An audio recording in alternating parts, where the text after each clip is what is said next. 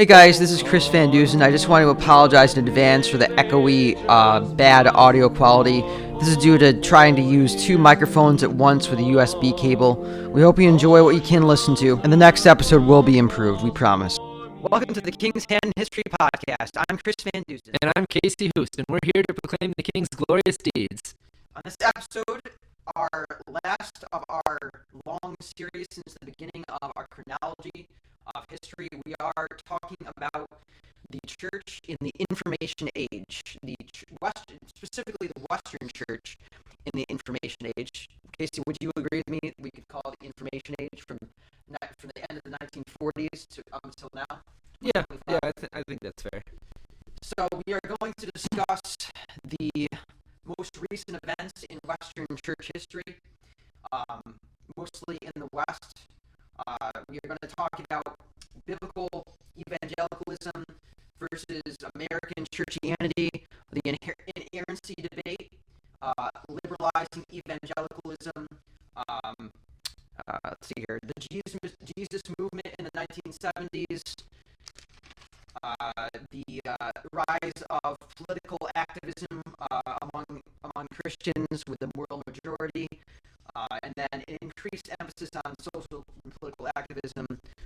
That's again that we're going to talk about the emerging church movement and the church growth movement, and we're going to talk about the issues that have been facing the Western church, especially the American church, in recent decades in the 21st century, including issues of gender relations, and homosexuality, and how to engage our postmodern culture.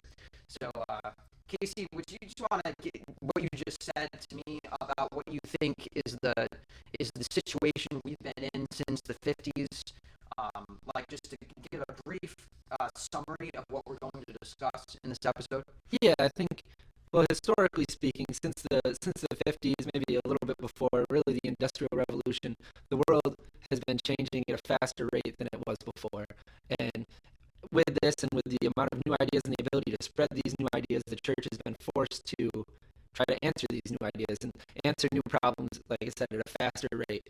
And so looking over the last 70 or 80 years, I think that's a lot of the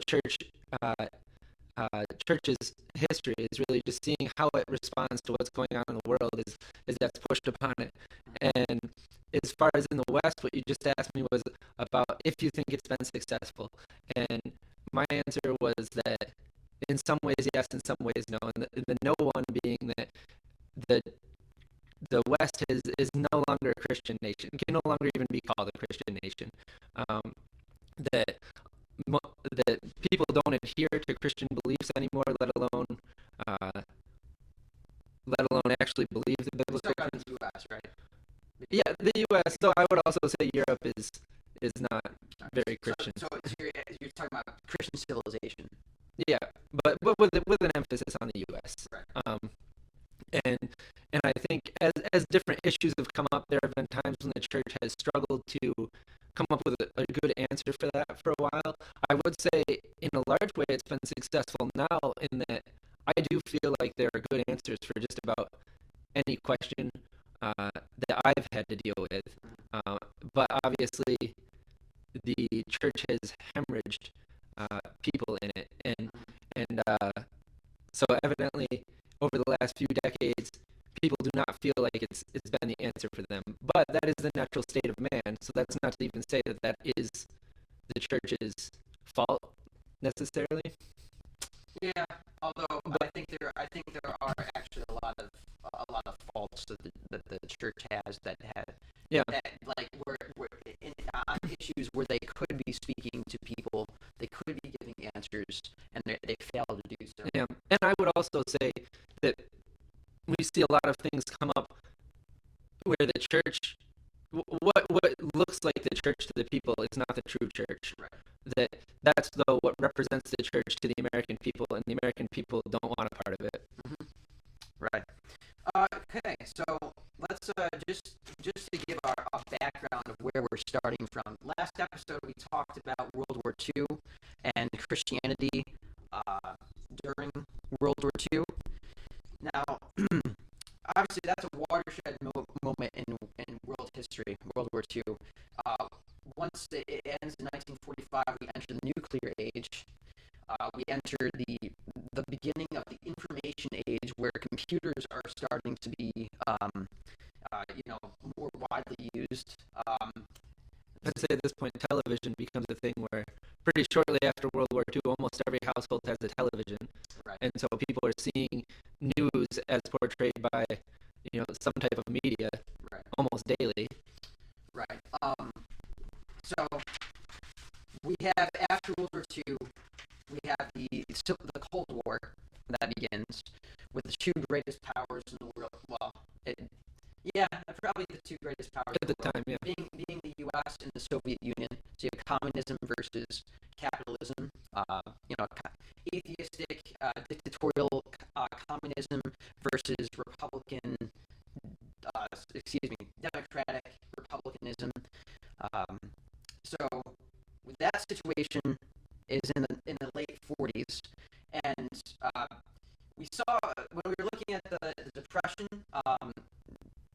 Christianity actually before World War II, Christianity in the West was kind of on the wane in regards to its influence in society. We saw during that time there was a huge rift in Protestantism between liberalism and conservatism, the fundamentalists, so called. And by the time during the war, there's been more development among those two factions. Liberalism is on the decline because by the 50s, basically the mainline Protestant denominations are losing members like crazy, and their influence is basically null and void by the time of the 60s. But in response to fundamentalism in the late 40s, what we see is the rise of neo-evangelicalism, which is it's basically biblical Christianity that is more in tune with trying to relate to the wider culture in the U.S. specifically and in the West in general. In 1947, one of the main things that happens with neo-evangelicalism is the founding of Fuller Seminary. One of the names is Okenga, I believe, that founded it. It is the new citadel of academic fundamentalism. This is where they're going to train, fundamentalist preachers and teachers there. Also, a notable event in the late 40s, 1948, the State of Israel is established. It plays a huge role in the views of eschatology, end times, of evangelicals from that point forward. And I think we're gonna talk about that, right, Casey? A little bit about we can talk about it a little bit now. The rise of dispensationalism. Well, dispensationalism was on the rise. Yeah, and I think that just cemented it for a lot of people. Right. It had been the Schofield Reference Bible. When was that? When was that published? In was it in the 40s or 50s? Wait, it had to be earlier. 20s or 30s. Because I think Schofield knew Darby. Yeah, it was 20s or 30s that it was published. So basically, mainstream evangelicalism by the late 40s and by the 50s is mostly dispensational. And I would also say, taking that same viewpoint and going forward to today, America's position on Israel is a very important issue for a lot of church members today. That they largely still view Israel as a key aspect of God's plan and how and how America deals with them, they view is very important. And if America supports Israel, then exactly right. Yeah. So the State of Israel being established in 1948 is a huge deal. A lot of dispensationalism. Just to give a brief summary of dispensationalism, it is the view that God has two people. He has Israel, the ethnic Jews, the physical descendants of Jacob and Abraham and Isaac, and he has the church, which are God's heavenly people, the spiritual believers in Christ, regardless of Jew or Gentile. But God has promises yet to be fulfilled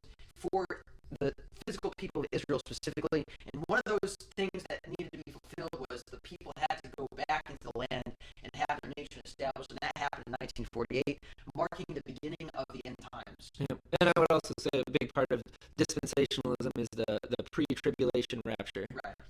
Right. When we're going to the believers in Christ are going to be taken up from earth into heaven right before the tribulation period of 7 years, when the Antichrist rules the world, and at the end of that, Jesus is going to come back finally and destroy the Antichrist and bring in the 1,000-year reign on a physical, semi-renewed earth. Anyway, so that's dispensationalism in a nutshell. Also in the 40s, 1949 is the first Billy Graham crusade. So this is the beginning of Billy Graham's rise to prominence. So in this era, the era I'd say of the debate between the debate of inerrancy between the neo evangelicals and the liberals, which liberalism is still a force to be reckoned with in the 50s in denominations. And I would say too, just by definition, liberalism will always be a force to be reckoned with in the church. Just that you will always have people that are tending to drift away. Right. Whereas even the opposite of liberalism is conservatism, in that you are trying to conserve, like you're not moving forward when you're just trying to hold. But liberalism is like, oh, I've got new ideas, or I'm just drifting away. So that's just a natural occurring, I guess, force. Right. Yeah. But so the Billy Graham crusades and evangelical, evangelistic meetings and things like that, they get huge in the 50s, especially with Billy Graham. He has thousands of people that gather to his. And I think these are kind of so there are still fundamentalists out there, and I think Billy Graham specifically starts to create the divide between fundamentalists and evangelicals, or neo-evangelicals, in that, what was it? He invites more, I guess, is more open to inviting different levels of Protestants to serve on his platforms, to having these massive crusades. And whereas some of the fundamentalists are seeing this and be like, you are opening up a whole can of worms by going away from just the core basic fundamentals, I guess, or allowing, not necessarily that he was, but allowing people that are away from that to join you. And then actually, I think in 1956, Billy Graham resigned his board membership on the Sword of the Lord, which was a fundamentalist paper, which was seen as like, now they're separate. Billy Graham is no longer considered a fundamentalist, and he is now in the evangelical camp. Like, I think he was involved in I might be wrong, but actually that's a key date, because in 1956, Christianity Today. And he was involved. He was involved in it. Yeah. That's what I thought. Yeah, Christianity Today started in 1956. The new evangelical flagship publication. Yeah. And its statement at the time, and the reason that they gave for forming it, was to stand against liberalism in Christianity. So it wasn't as if they were like, oh, pro-liberalism. Right. They differed from the fundamentalists, but both of them did not want liberalism to come into the church. Yeah. Billy Graham. So the problem with one of the main problems with Billy Graham is that he was, first of all, his decisionism. Sinner's prayerism. Just having people make decisions and coming forward. I remember reading something from him too, where he said, looking back, like near the end of his life, and he said, if all the people that came forward and said they believed, if 5% of them actually believed, like, I'd be happy with that. That's sad. Yeah. And then secondly, because of that, because of his like obsession with just getting people to have responses, he compromised on a lot of theological, doctrinal issues. Yeah. And he, like you said, he actually even allowed Roman Catholics to be part of his crusades. And by the end of his life, he kind of it seems like at some points he had questioned the doctrine of the fact that people are destined for hell if they don't believe. It seemed like he was open to universalism or something like that. I think he made some remarks. And I do want to say a couple of things I've got written down here is just in general for Christianity is the broader the coalition, the greater the doctrinal compromise. Yeah. And then also with that, the desire to appeal to the world can result in becoming more like the world. Right. And also, I did want to just kind of do a little throwback to remembering the Second Great Awakening specifically, a little bit towards the First Great Awakening. Is that this is almost like you're seeing the next step in this with Billy Graham, with these massive gatherings to try to appeal to people's emotions, and he was giving the gospel. It wasn't like he was just trying to manipulate. He was, and I do believe probably a lot of people were probably saved from it. But yeah, this appeal, getting people emotionally charged and making a decision and coming down to the front to talk to somebody. You can see this right from the Second Great Awakening. It's almost like the next step in that. Yeah. I think, thankfully, in a lot of traditional, like more conservative Christian circles in the U.S., though, that type of like revivalism is not really that popular anymore. It's kind of been going on the wane. But so we're gonna talk about the 50s now, just as a brief overview of the 50s, like in America. What I found from my research was about one half of Americans were attending a church in the 50s, and actually membership was growing. Church membership was growing in the 50s. So we have the aftermath of World War II with veterans coming back, establishing families, the flocking to the suburbs. You have your suburb home with two cars, two kids in the yard, and you have your average middle class job, and your wife stays home with the kids and so on. It's very comfortable in America for most people, and you have many choices for which church you go to. So like we shouldn't view the 50s as simply being just uniform or no differences among Christianity. It was like there was a one size fits all Christianity in the 50s. However, most people were religious to some degree, and actually Eisenhower he famously said that he doesn't really care what religion people have as long as they believe in God, and that will unite the people. And actually, under his administration is when we got the motto "In God We Trust" on U.S. currency. Also in the 50s, see here, we noted Christianity Today, founded in 1956. In 1952, the more liberal translation of the Revised Standard Version is published. That is going to be used by the mainline denominations for their Bible in a large degree. A notable figure in the 50s, as far as preachers go, A.W. Tozer in Chicago. So this is just to give you an idea of what kind of popular evangelical ministries are going on there. He actually has a megachurch in Chicago, which is interesting. It's an evangelical fundamentalist megachurch. There are like several hundred, if not thousands, of people that attend his church on a weekly basis. Also notable in 1952 is Reinhold Niebuhr, who is a neo-orthodox, more liberal, progressive theologian. He publishes Christ and Culture, which is one of the major works in academia that describes what is Christianity's relationship to popular culture. Just to give you an idea of entertainment, like popular entertainment in this time, one of the most successful movies in recent history is The Ten Commandments, which is actually released in 1956, the same year that Christianity Today is founded. So you see that. So American culture is very heavily influenced by Christianity in the 50s. Just to say that. If you don't have anything else on the 50s, no, we can keep going. We can go to the 60s now. 60s, obviously. When you think of the 60s, you're thinking about the hippie revolution, free love, sexual revolution, yeah.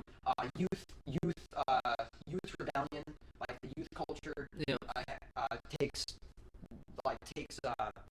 takes a turn for rebellion, revolt. You see the Beatles, obviously. Also, we can't forget that, like, the civil rights movement, right, and feminism, like the women's movement. Right. So 60s is a time of turmoil, and it obviously it spreads into Vietnam as well. Right. The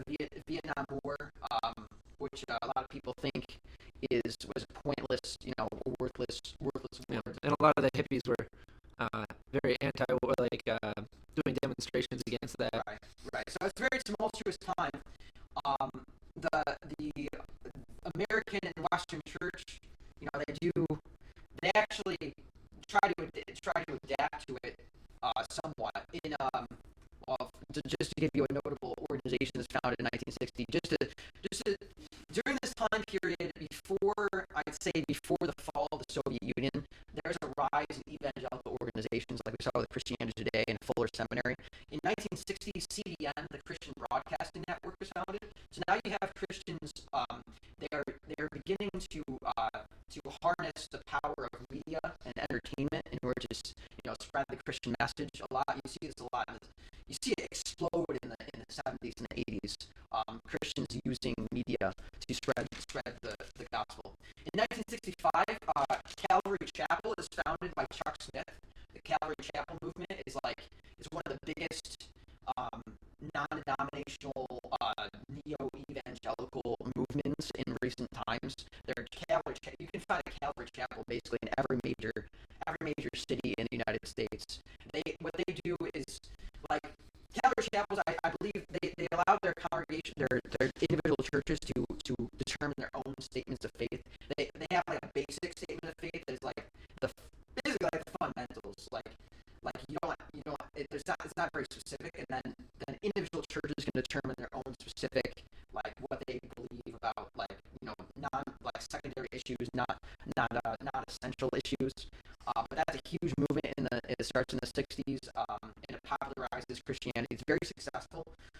In 1966 and 76, just to give us an idea of what's going on in the larger world, Chinese Christians are multiplying in that decade from the mid 60s to mid 70s, and that's in large part due to the persecution brought by the PRC, People's Republic of China. Yep. Yeah, the Communist Party. They cracked down on Christians in a huge way in the 60s and 70s, and Christianity explodes in China during that time. Yeah. Also, to go back a couple of years, the Vatican II, where the Catholic Council, 62 to 65, worked on basically trying to modernize the Catholic Church a little bit, and at that one, notably, they are now allowed to give mass in the native languages, not just Latin.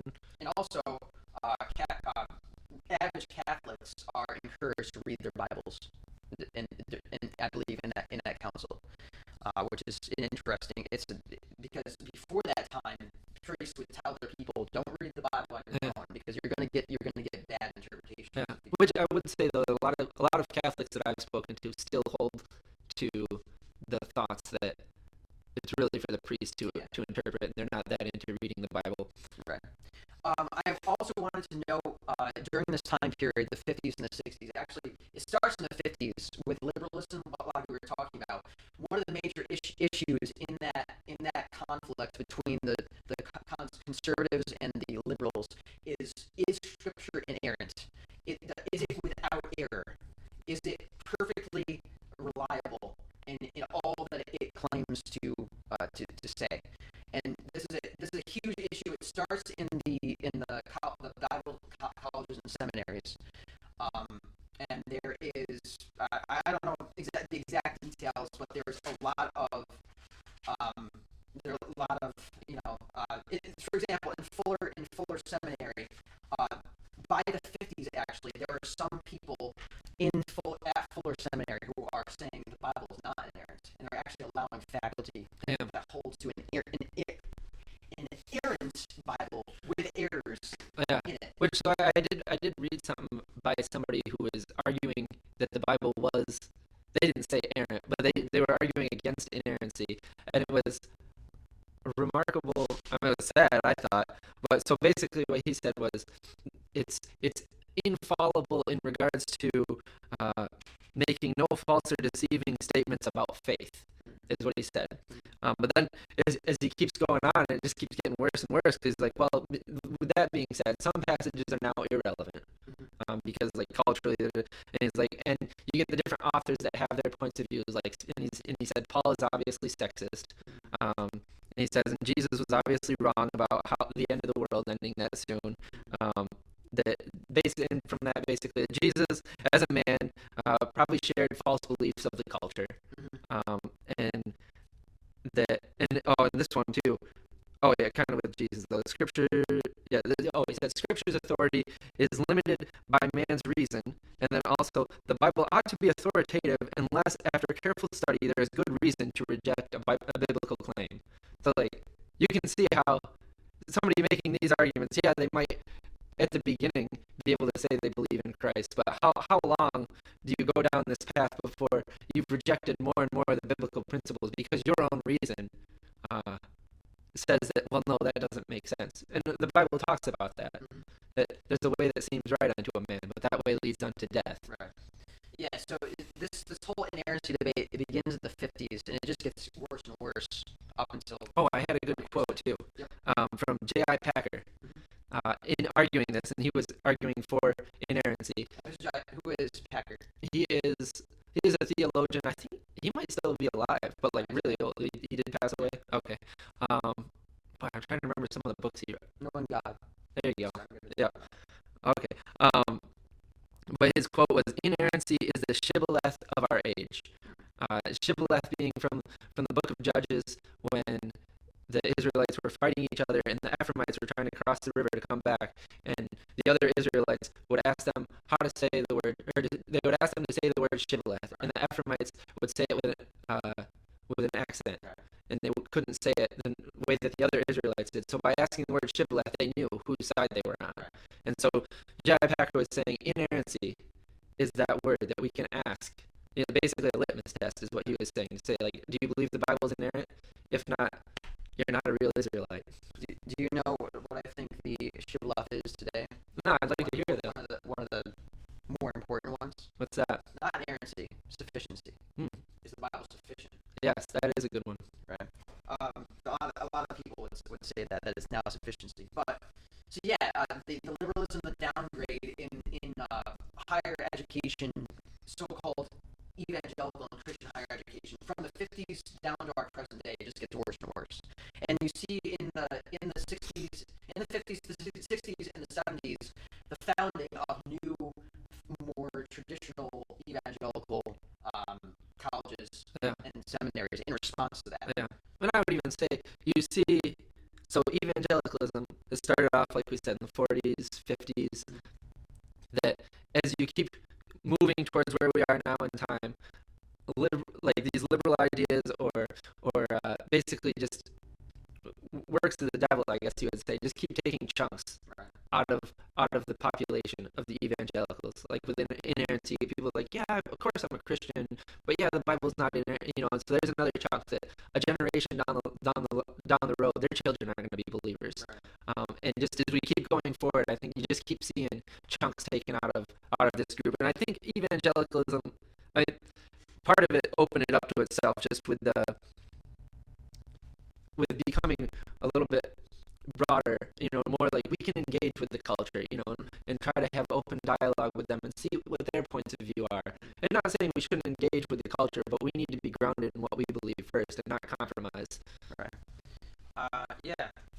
So I think, just before we take a short break, that's a good transition point, because in the 70s is really when evangelical churches in the U.S. and the West really start to make huge efforts in order to be relevant to the culture. You see in the 1970s the beginning of the Jesus movement, which it starts in California. That is when you basically have a revival in California where these preachers and evangelists are preaching all over the place in California. They're preaching specifically mostly to hippies and to young. Yeah, like a lot of college campuses. Right, into young. And actually, out of this movement, at this time, you get a lot of the Campus Crusade for Christ, Fellowship of Christian Athletes, InterVarsity Christian Fellowship. Right. This is largely aimed at college campuses and young people. Yep. And it's a huge movement. And out of that, one of the groups that emerges also is, I believe, the Vineyard movement. It was is a lesser known Christian, um, somewhat denomination. So it's very so this type of Christianity in the Jesus movement, it's very informal. Obviously, they're coming from hippie backgrounds. It's like, so basically what they do is they kind of adopt the hippie virtues and principles of like loving everyone and just being at peace with everyone. They kind of try to fit that Yeah. into Christianity, and they don't have the background of your traditional fundamentalist Yeah. type Christianity. So it's more informal. It's more casual. Yeah. It's more relational and Yeah. intimate. And you do have even like a couple of communes set up, Right. and I would also say less doctrinal, Right. Yeah. It's a very almost countercultural right. movement. Well, the Well, thing is, Christianity should be no, it is, but in a different way. in a weird hippie vein. Right. One of the notable figures in this movement is can I remember his name? Keith Green. Oh yeah, He was one of the first most successful contemporary Christian musicians. Yeah. In and I did want to bring up music on this too. That as we go, well, this movement very much influenced Christian music. right. You get a lot of Christian rock. I mean, you get the You think of the hippies, you get the hippies they coming in, They love their music. and then they okay, let's just keep the same type of music but switch it to Christian lyrics. Right. And it's interesting too to just look at the evolution of music, Christian music, Mm-hmm. up until now. Yeah. And I would say too that Christian radio has influenced a lot, Of course. where people are writing songs that will play on the radio, Yeah. and a movement away from a lot of the classic hymns Right. that that like if I've asked, and I have people, Christians, about various hymns, Mm-hmm. a lot of them struggle to name more than a couple. Yeah. Right. Well, on that note, I think we're gonna take a short break on the '70s. We'll wrap up what happened in the '70s. We'll move on to the '80s. We'll get to the church growth movement. We'll see the emerging church, also the rise of the moral majority, and we'll finish off from there. So let's take a short break, and we'll be back soon.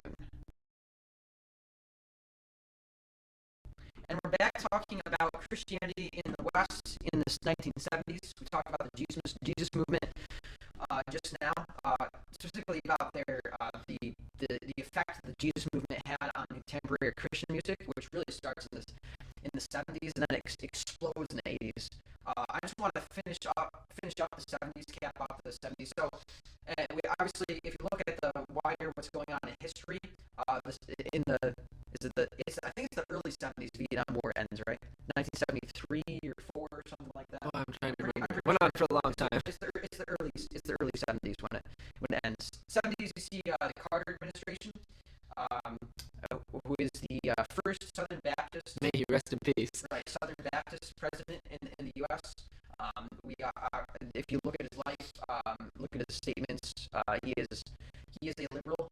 He's like a universalist or something like that. He's never professed a biblical gospel. But anyway, in the 70s, notable events in the 70s, the New American Standard. I think it's the New American Standard. It's kind of one of the New American Bible is published. Another new translation. On dispensationalism, Great Planet Earth is published by what's the author's name? Oh, Hal Lindsey. That's like one of the best dispensationalist end times books. Like, it's a novel. It's like the precursor to the Left Behind series. Then in 1971, Legionary Ministries is actually founded by R.C. Sproul. So actually, in the 70s, you have a rise of the prominence of Reformed theology. Around the 60s, 70s is when Banner of Truth, for example, is founded, which distributes Puritan literature to the wider public. Also in 1971, that year, liberation theology starts with the publishing of a book, A Theology of Liberation, by a famous Notre Dame professor. This is the beginning of the popularization of taking Marxism, basically, and trying to fit it into Christianity, trying to make a Christian type Marxism, communism type thing. In 1973, TBN, the Trinity Broadcasting Network, is founded. famous book is published in 1973. In 1974, the Lausanne Congress for World Evangelization is held. So in this Congress, what they're doing is they're trying to get a sense of the state of global missions, and what they conclude basically is that the center of Christianity, the most active parts of the world in regard to spreading the gospel, is not the West anymore, not the U.S., not Europe anymore. It's actually South America and Africa, and then also Asia. So the center of Christianity is no longer, by the mid 70s, is determined conclusively is no longer in the West. And what they're going to do, these missions organizations that meet together in this Congress, they agree to work together to promote the growth and the expansion of Christianity in those areas outside of the West to help those people. Because now, at this point where we are now, from then till now, most missionaries are not coming from the United States or Great Britain or Europe. Most missionaries are coming from South America, Africa, Asia, and they're actually coming over here as well. There we go. Yeah, but anyway, so 1976, Francis Schaeffer was one of the most influential apologists of the 20th century. He's a Presbyterian. He founds a organization called the L'Abri Society in Switzerland. He serves mostly the academics and intellectuals, and he publishes in 1976 "How Shall We Then Live," which is a major work describing basically what is the state of the West. And he concludes, postmodernism has come. People are now rejecting truth. They're no longer are they viewing things as objectively true. They have their own truth. You have your own truth. And now we're in the postmodern culture, according to him in that book. In 1977, focused on the families founded.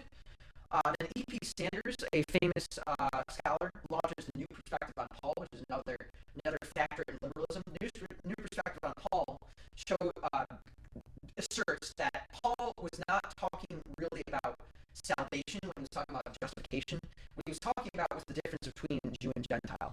So it's a liberal, more historically critical view of Paul, and it kind of dumps out the salvific nature of Paul's teaching.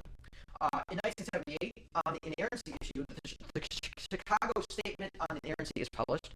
So that's a large fundamentalist, basically declaration on what is biblical inerrancy, and where all these scholars are getting together. They're saying we are evangelicals, and we believe that the Bible is inerrant in all its parts. It is completely trustworthy, it has no errors whatsoever, and it is the Word of God. Also in 1978, the NIV is published, New International Version, which is a big deal because that is a hugely popular translation from that point until today. And then in 1979, the Jesus film is released. So you have, again, the entertainment industry being used by evangelicals to promote the gospel. Now, the 80s and 90s could kind of be grouped together a little bit, although they're obviously a little different. In the 80s, you see the rise of the moral majority, especially with the presidency of Ronald Reagan. Yeah. He is hugely sympathetic to Christians, and also evangelical Christians are now getting more engaged in politics and government. Specifically, one person who is notable in this respect is Chuck Colson, Yep. who was a part of the Nixon administration. He was involved in Watergate, and he served several months in prison, and then he started Prison Fellowship, which is a ministry to prisoners. He is hugely active in trying to influence Washington politics. Also, let's see here. So you see the conservative resurgence in the Southern Baptist Convention in the 80s. So we talk about liberalism. We've been talking about it. Liberalism did not leave the Southern Baptist Convention untouched. The Southern Baptist Convention is the largest evangelical denomination in probably, at least it used to be in the world, probably. At least in the United States. And it was, a lot of their leaders were actually, they were not holding to inerrancy. They were compromising on that issue. And through the 80s and 90s, you see many fundamentalist evangelicals who actually hold to inerrancy, gaining leadership positions in the SBC. So it goes from on decline to, in embracing liberalism to becoming more conservative and more biblical in the 80s and 90s. Yeah. I would say too, on the moral majority, it's not very hard to see the alignment between then and now. Just with in 2007, 2016 and then this past year in 2024 with Donald Trump being elected with a large block of uh, people claiming to be evangelical Christians voting for him. And so just seeing that in general, the feeling from conservatives that liberalism has gone too far, and a political liberalism, and a movement to try to mobilize Christians as a political force. Right. The difference between then and now is in the 80s and 90s, the moral majority was actually largely moral. Unfortunately, today, a lot of evangelicals have compromised with the cultures, lifestyles, and values. And even you see it with Donald Trump, who is not a Christian, right, who is not an upstanding human being, yeah, and that a lot of, and that's a criticism of the church has, that a lot of people have on the church, right, is that you supported this man. Mm-hmm. And I would still say that his policies are more beneficial towards Christians, right, than the democratic policies. However, like, this is a big issue that the church is dealing with today, that people are looking at Christians negatively because they tie them with Donald Trump. Right. Yeah. So from the church's efforts to get involved in politics, you actually see in the 80s a lot of Christian politicians taking rise, taking part in government policies and so on. While at the same time, which is what's interesting in the U.S., is that at the same time the popular culture is just getting increasingly debaucherous and licentious. The 80s is a time of huge immorality and just. But what's interesting is that obviously you have this whole political force that claims to be promoting Christian ideals. And I would also say, as far as Christianity and politics, is you still have, even largely today, though less and less so, politicians coming in, still swearing their oath on the Bible and claiming, yes, I go to church, I'm a Christian, and largely this is, I would say, for most politicians today, is just to try to appeal to that section of voters. But there is still that vestige hanging, like, still there, that politicians would claim that they're Christian, but their policies, their actions, their lifestyles look nothing like it. Although that's getting less and less, because Christianity is actually... And it is now getting to the point, yes, where it's less and less that they'll even claim that. Yeah, because Christianity is viewed unfavorably for the most part now in our society. But in the 80s, you also see the rise of the Christian film industry. Chariots of Fire is released in 1981. You also have the popularization of the not in the 80s, but you get the popularization of the church growth movement. You're trying to get your church as big as possible. In 1980, Saddleback Church is started by Rick Warren in California. That is one of the first mega churches and church growth churches. In 1982, the New King James Version is published, which is just that shows us that fundamentalism is still held to, because the King James Version is obviously one of the favorites of fundamentalists. In 1984, Francis Schaeffer, he publishes The Great Evangelical Disaster, which is a book that asserts that the church has compromised on inerrancy, and they need to be more strong at that point, basically. So they're not speaking into the culture because they have divorced themselves from the authority of the Bible. Then moving into the 90s, once the Reagan administration is done, once 1989 comes, or it's 1989, the Berlin Wall falls. In 1991, I believe the Soviet Union officially disintegrates and becomes just Russia, and all the satellite nations are given freedom or whatever. So by that point in time, to be American, basically this divide between communism and Americanism, which innately had to do with being either not irreligious or some kind of Christian. That divide, that kind of dichotomy is no longer necessary anymore. So a lot of people who claim to be Christians in the 80s, now in the 90s, they have the freedom to come out and say, I'm not really a true Christian. I was just saying I was Christian and aligned with Christian ideals because I didn't want to be thought of as a communist, as anti-American. Now in the 90s, you start to see this more pluralistic type of American identity. Obviously, we have the Gulf War in the beginning of the '90s, where we try to liberate Iraq. And Kuwait from Yeah, so Iraq attacked Kuwait, right. and we Sorry. we step in. And then we use the opportunity to liberate Iraq. Yeah. So we're already there, and Hussein is over that. So in the '90s, what happens is the moral majority increasingly loses its grip on politics, and increasingly you see liberal politicians and leaders gaining prominence Yeah. in popular culture and in society. The '90s is also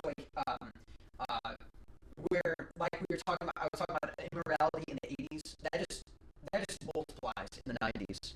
You have, for example, you have the grunge movement. You have the popularization of pornographic, movies and TV shows. Also, you have the internet that comes in Yeah. in the mid '90s, making internet available to common people, and that just gives pornography just another another stimulus to spread to people. I also didn't know that we are also dealing in this time period with the. So we talk about the decline of the culture. One of those instances was Roe v. Wade in 1973. Oh yeah. Legalizing abortion. That is a huge issue for the moral majority, for Christians, obviously. From that point forward, you have a lot of organizations fighting against that. In the '90s, also one notable organization that's founded is in 1990, Promise Keepers, which is it's founded by actually a college coach who wants to start a Christian men's movement to promote Christian masculinity and manhood. He actually died, as a matter of fact, last week at 84. There are two notable books in the '90s that talk about the failure of evangelicals to really be a prominent force in American culture. No Place for Truth is published by Gordon Conwell Seminary professor in the mid '90s, and then also the year after, The Scandal of the Evangelical Mind is published by Wheaton College historian. What they argue is that evangelicals have basically they're not vigorous on their doctrine and their theology anymore. What they're doing is they're just going to the lowest common denominator of Christianity to try to appeal to the wider culture, to bring people into the church. And I think that's a good segue into talking a little bit more about the mega churches and the church growth that's happening at this time, where the general church now is turning more into what we see today, where there are large churches, and that's where most of the people go. And when I say large, I mean thousands of people. There's now the technology where they can set up videos, cameras, and they have the microphones that you can easily, they're building these massive churches that can easily fit several thousand people, and unfortunately, the church becomes more run like a business, where it's about marketing, it's about reaching people, it's about the numbers, how many people can you get, what can you get your budget up to, and like I said, I think you see a lot of people turned off by this, and we'll get into that too. But you see it become less like a family. The church becomes less that family atmosphere, and it's less building the gifts of each individual member. It's more like you walk in and you get to witness this great big production, and then you leave. And I can't read my writing. Oh no, I already said that. Okay, and so you just see the church morphing into this, and I think we still see that a lot. And like I said, you get a lot of people that are really turned off by that. Well, yeah, as they should be. Although a lot of people are also there's also a large portion that go to it, yeah. And I guess to be fair towards those large churches, as you can probably tell, I'm not a large church guy. That type of size does allow the churches to do to have the money to put into different things and to do outreach things that smaller churches can't do. And obviously there are true Christians in these large churches, but this becomes like I'd say, I don't know, I didn't look it up, but the percentage of people going to churches over a certain, like going to large churches has got to be very large. Yeah, the major I see the biggest problem with that kind of model um, is you don't see that in the Bible. Yeah. So it's kind of, it doesn't really have a biblical basis. Obviously, the first church in Jerusalem was huge. However, they also met in the temple, and also they met in people's homes. It specifically says they met in small groups in people's homes. Now obviously, megachurches oftentimes have small groups, but even then, their small groups are structured so much, and it's such a it's a business model, like you said, Casey. It doesn't rely upon the Holy Spirit to enable people to use their gifts in order to serve. And the bigger churches, they'll have different campuses, right, where they'll set up another church, and a lot of these just have a screen where you watch the pastor at the big mega church just speaking, and it's just a way for them to grow larger. Right. Yeah, it's not biblical. That's simply all there is to it. Because smaller churches accomplish more for the kingdom of God.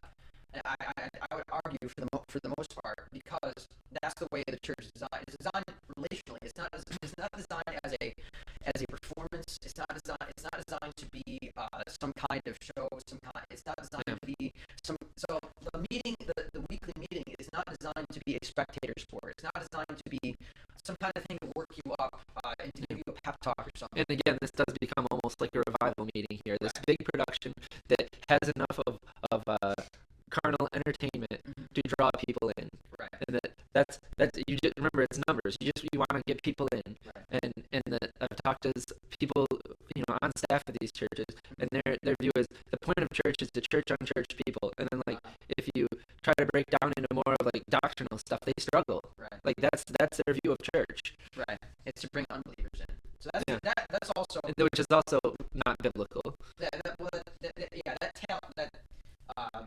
dovetails into what I haven't thought about until now in my recent preparation for this. The seeker-sensitive movement. That is the seeker-sensitive movement. Yeah. Where you are devoted to appealing to people, trying to offer them things that will persuade them, that will entice them to join the church. It's not about their souls. It's not about the building up of believers. It's about the spreading the gospel as much as possible, or simply trying to get people to have an intellectual assent to what you're saying, or be a part of the community or something. One instance of the church growth movement is in 1996. Mars Hill Church was founded by Mark Driscoll. That is one of the biggest, most popular megachurches in the U.S. in recent decades. Mark Driscoll actually eventually becomes ostensibly a Calvinist. So he actually popularizes Calvinism in large part. So he has, that's one good thing he did, but there are a bunch of scandals that involve with him, and he eventually has to step down from Mars Hill Church, and that just it obviously just comes under, and it's not a success at all. So moving into the 2000s, the 21st century, the new millennium, obviously the most in world history, I'd say probably one of the most important events that marks the beginning is 2001. We have the 9/11 attacks. We have the beginning of the war on terrorism. Where really, so you have the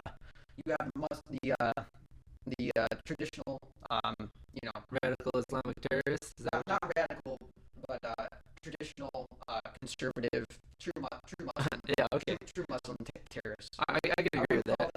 Although obviously compared to most American Muslims, at least, they are radical. Yeah. However, if you want to actually look at Islam, Islam is traditionally a violent religion. Yeah. I guess you would say most American Muslims are liberal Muslims. Yeah, right. So by the 21st century, we are getting into the internet age. This is from 2000, basically, if you want to make it easy for ourselves. From 2000 onward, technology just multiplies.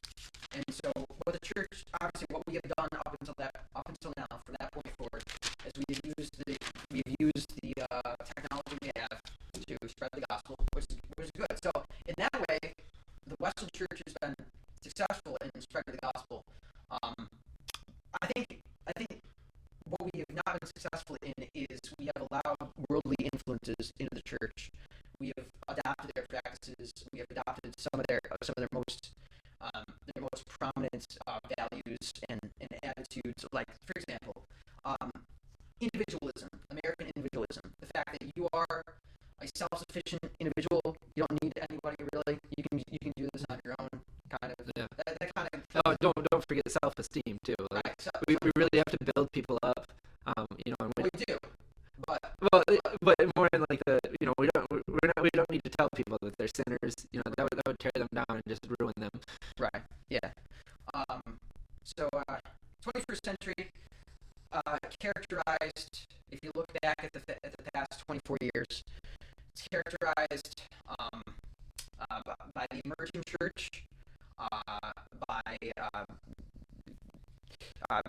communism and critical race theory, cultural Marxism, infiltrating evangelical denominations. You just have the continued growth of the church growth movement and the seeker sensitivity. I guess we could talk about the emerging church. Yeah, I would like to talk the about emerging church actually started in the 90s. Yeah. So do you want to talk? Do you want to give a? You can start, and then I'll. Okay. Well, the basic idea of the emerging church is so postmodernism is here. Most people don't believe in true truth. They don't believe in objective truth. They don't believe that there's something objectively true. You get to determine your own truth. Everyone has their own truth. It's subjective. So what the emerging church says is that what we're going to do is we're going to tolerate the people's views of that. We're going to try to tailor as much as possible to their sensitivities and to their unbiblical worldview. So we're going to basically kind of the idea is they like the term discussion. They like interfaith dialogue. What they like to do is say Christianity is a competing view among all the religions of the world. And if you will look at it, a lot of the emerging church, what it has to do is meeting felt needs. Yeah. If you look at Christianity, it's going to meet all the things that you're seeking in these other religions. It's going to provide you with all those things, and that's the basic tenet of it. It's as much as possible. We're going to let's see here, adopt cultural values, secular cultural values. We're going to tolerate things that they agree with in order to welcome them and to accept them into the Christian community. And we're not going to outright declare the gospel. Like, we're not going to declare the gospel as a authoritative declaration. What we're going to say is this is an offer to you, and we should discuss it together. Yeah.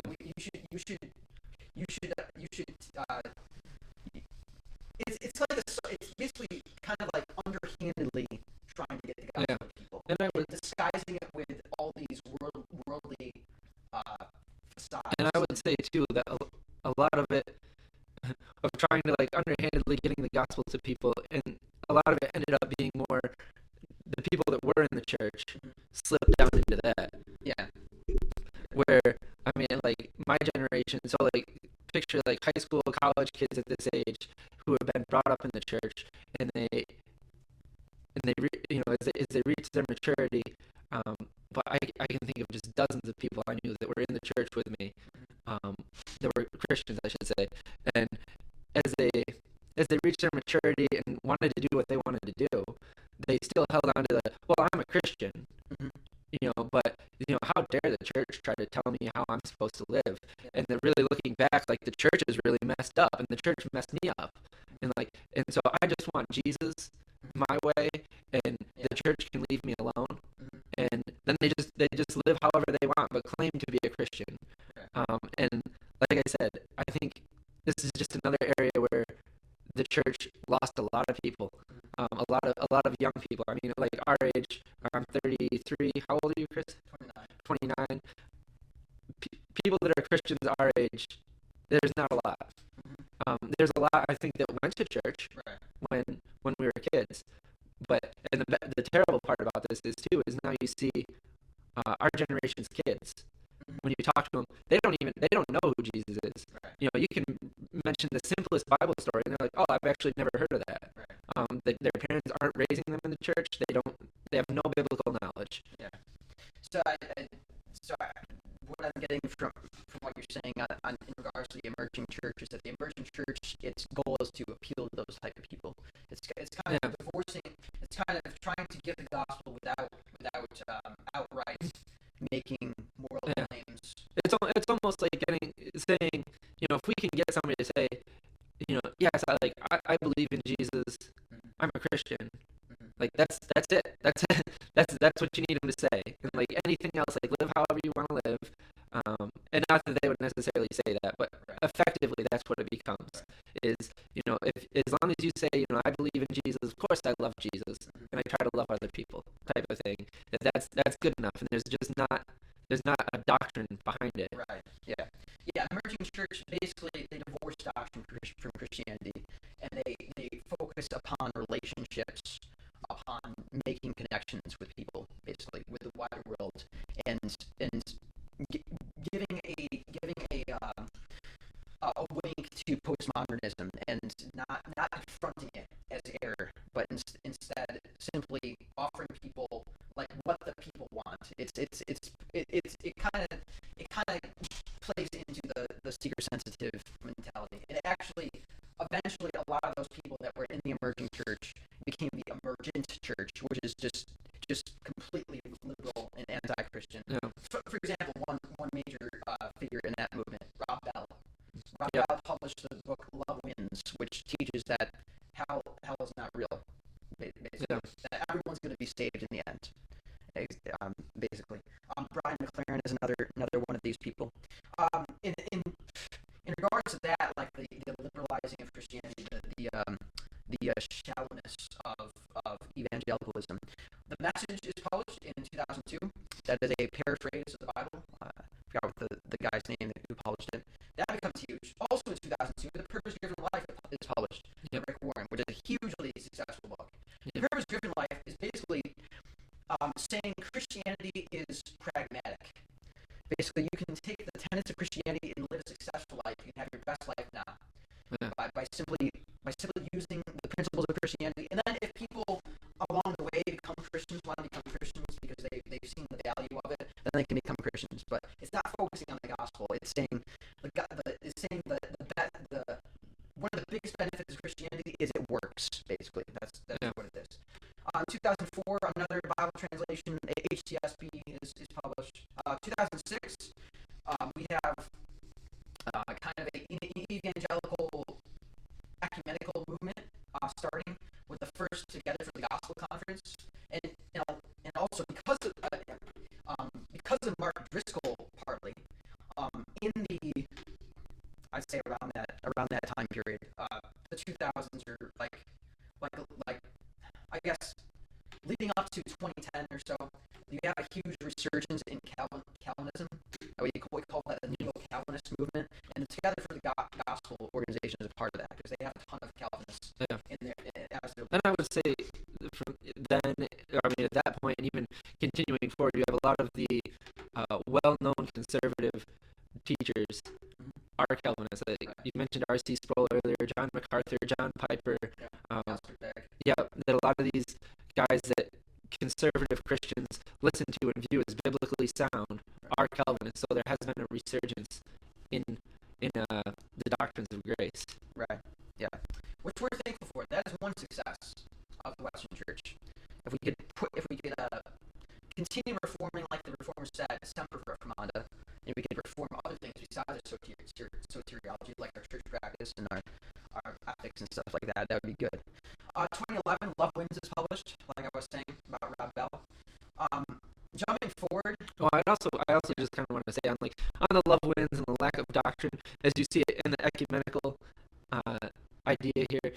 You see. Well, I meant evangelical ecumenism. Yeah. Okay. Meaning from all denominations, Baptist, Presbyterian, Reformed. Okay.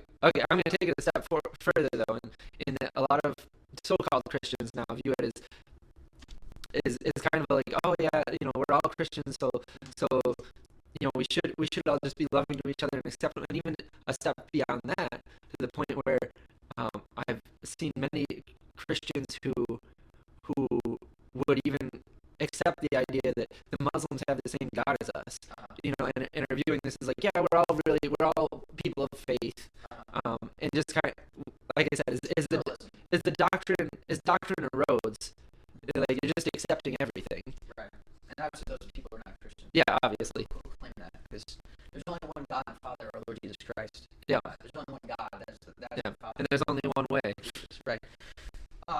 So big landmark events in it's 2014, right? When Yep. the Supreme Court legalizes same-sex marriage. Correct. Like legally, obviously it's not marriage in God's eyes, by God's definition, but it's marriage according to the state. So that's a huge landmark issue.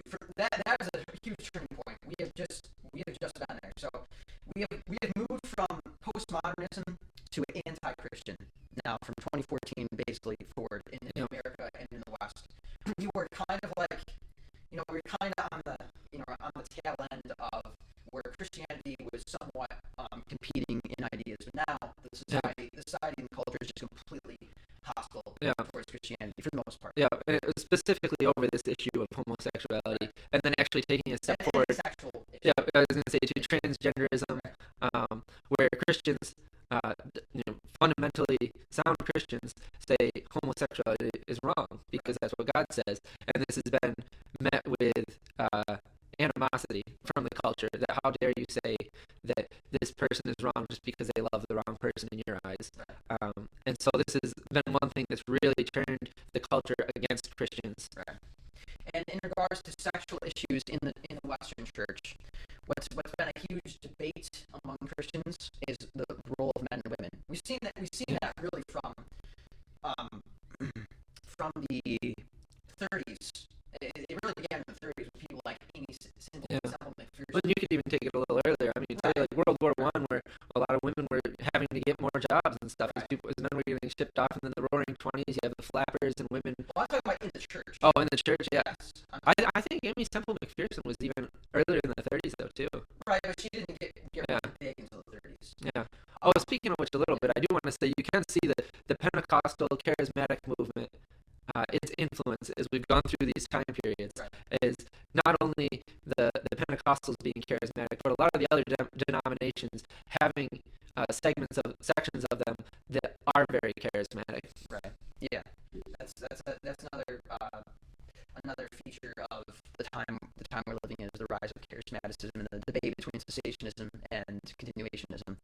But going back to the debate with manhood and womanhood, what are women's roles? What are proper women's roles? What are proper men's roles?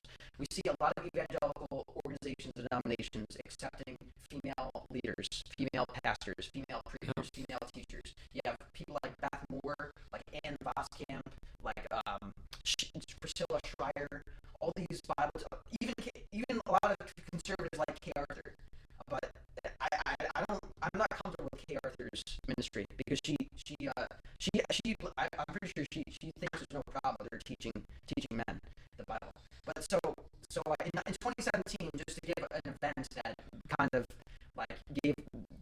points to the debate among evangelicals on the men's and women's roles. The Nashville Statement was published by the Council on Biblical Manhood and Womanhood, defining what are the biblical roles of men and women, because the lines are being blurred. They're continuing to be blurred when you go against Scripture and allow women to be pastors or Bible teachers. Another debate in recent years has been critical race theory, the cultural Marxism. The idea that basically there is ingrained in our society, there is always an oppressed people. Right, always an oppressed people, and it's always based on race. And so a lot of evangelicals, especially in academia, have bought into this. Yeah. And a lot of this is from media pressure. Right. To buy into this, to accept this view. What this says basically is that white people are always privileged, black people are always oppressed, no matter what. And also you always, if you're a white person, you always have a prejudice towards black people. And with that, the people whose voices we should pay attention to are the oppressed, the black people, and the white people's voices should be diminished. Mm-hmm. Right. And I think this is a good point since we've covered basically everything up until now. I did want to just say on that too. So biblically speaking, the truth doesn't matter who's saying it. Right. So like black, white, and then also race speaking, biblically speaking, there's one race, Right. the human race, from Adam. Right. But so those are the biggest issues in recent years. I just to end this episode, conclude it. I do have a couple things too, if you want me to say them first, or What are you gonna talk about? About what we already talked about? not quite. Well, one I just go ahead. I wanted to discuss just briefly as we end this episode. What are the biggest issues facing the Western Church? What should we focus on moving forward? All right, let me do these first, then we'll finish with yours. So first, I want to mention COVID in 2020, so 5 years ago now, and how that affected the church. Right. That you have with the internet age, that a lot of people stop going to church, that you have them just watching online, and then as the pandemic reaches its conclusion or wanes, the people don't come back. Yeah. The church lost a lot of people attending, which you could say it was, in a sense, it was cutting the fat off. Right. That people who weren't that devoted to going to church, weren't the true Christians anyway. But I do think that was something important to know. Right. It also shows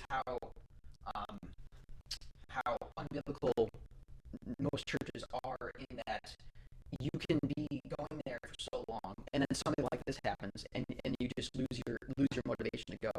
Because if you were truly devoted to those people, it wouldn't matter what happens. You would want to go back with them, get together with them eventually. And I would also argue the quickness of so many churches to stop meeting during COVID shows that a lack of biblical understanding of what the church is supposed to be. Right. But yeah, definitely was sad to see that happen. And then the other thing I wanted to bring up, and this kind of can morph into our last points here, is I looked up some statistics for Christian numbers today. And so this is Barna polls. So in America, for what people claim to be, not necessarily what they are, that still 67% of people claim to be Christian. About 23% claim to be atheist, agnostic, or just don't even know. And about 9% are other faiths. Of those 67% that are Christian, 21% claim to be Catholic, 46% claim to be Protestant. All those combined Christians, only about 33% of them claim to be born again. When I say born again, this is just a basic definition of understanding that you need to believe in Christ In your life. to be saved, basically. Just a really basic understanding of that. And then, so going even further, of the people that claim to be Christians, only 12. Oh, yeah, so 12%. Only 12% held a few biblical principles, but not all of them. And then only 6% hold a biblical worldview. Biblical worldview, defined as absolute moral truth exists. Such truths are defined by the Bible, and these 6 core tenets: Jesus Christ lived a sinless life, God is the all-powerful and all-knowing creator of the universe, and still rules it today. Salvation is a gift from God and can't be earned. Satan is real. Christians have a responsibility to share their faith in Christ, and the Bible is accurate in all its teachings. So only 6% of Christians hold to those, and so that's about 4% of the American population, according to this poll. And then of that, of people under the age of 30, only 1% hold to a biblical worldview. So that's kind of where, just again, not saying these numbers are exact, but an idea of where we are today. And even looking back at all the different historical things we've thought of, or we've covered, like, we are in a battle today, and biblically worldviewed Christians that believe the Bible is accurate and hold to its principles, we are a small minority. Right. And I know that the media tries to show that Christians are a majority that's oppressing people. But biblical Christians are a very small minority. Right. That and so I guess my exhortation to anybody is to hold firm, especially considering, since COVID, those numbers that I just said on biblical worldview about cut in half. So we're talking, went from like 7 or 8% down to 4% of the American in population. So those numbers are falling, and like I said, my exhortation is to hold firm, teach your children the ways of the Lord. Still minister to other people, minister to the people in your church, share the gospel. That don't let the culture beat you down. And we know that God will be faithful, and that there will always be a few of us. And then He says that the way is narrow. Right. It was never promised that a whole lot of people would come in, but just to realize that we are a small minority and to hold fast. Well, I hate to end on a disagreement, but I think it was promised for a lot of people to come in, just not all at once. Yeah, no. How about this? I know what you mean. A lot of people to come in, but still not a majority. Right, of the society. Yeah. So I think we can end there. This has been a good overview of recent history. The last in our survey of all of history up until this point. We will begin soon to start on more specific topics, dealing with various aspects of history. Again, we exhort you to just stay in the scriptures, to devote yourself to them, to follow them faithfully, to being devoted to your church community on a regular basis, and just rely upon the Lord. He is faithful, He is with us, and He will build His church, just like He said. So, until next time, if you are on Facebook, we encourage you to think about joining our Facebook group, the King's Hand in History students. Please pray for this ministry and give us a like or a subscribe or a follow on Spotify or Apple Podcasts, whatever you're listening to. We appreciate your feedback and we appreciate your support. Thank you again for listening. Until next time, God bless.